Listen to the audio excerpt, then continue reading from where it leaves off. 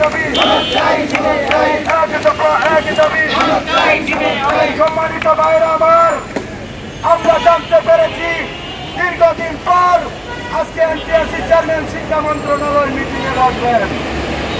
আমি মিডিয়ার মাধ্যমে বলতে চাই, আপনারা আমাদের শৈক্ষিক এবং বৈষম্যের শিকার বিষয়টা বিবেচনায় নিয়ে আপনারা আমাদের রেজাল্ট পুনর্নিরীক্ষণের মাধ্যমে আমাদেরকে সনদের ব্যবস্থা করে দিন। আমরা এই দৃষ্টি উপেক্ষা করে আমরা মাঠে আছি এই সুসংবাদ শোনার জন্য। আপনারা মিটিং থেকে বের হয়ে বলবেন 18তম বৈষম্যদের রেজাল্ট পুনরায় পাবলিক হবে।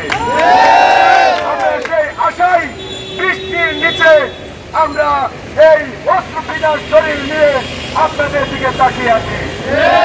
আমাদের আল্লাহর পর এখন আমাদের আশা ভরসার স্থল আমাদের শিক্ষা উপদেষ্টা শিক্ষা মন্ত্রণালয়ের কর্মকর্তা কর্মচারীগণ।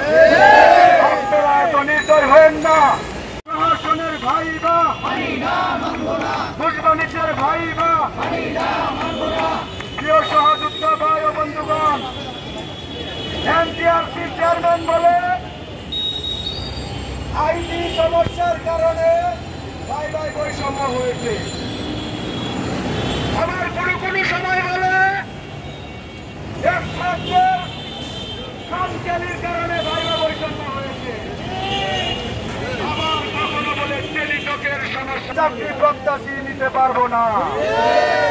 আমাদের পক্ষ থেকে দাবি হলো ভুল আপনারা করেছেন, যান্ত্রিক ত্রুটি আপনাদের হয়েছে, আমরা কেন এই ড্রাইভার নিয়ে রাস্তায় থাকবো? আপনারা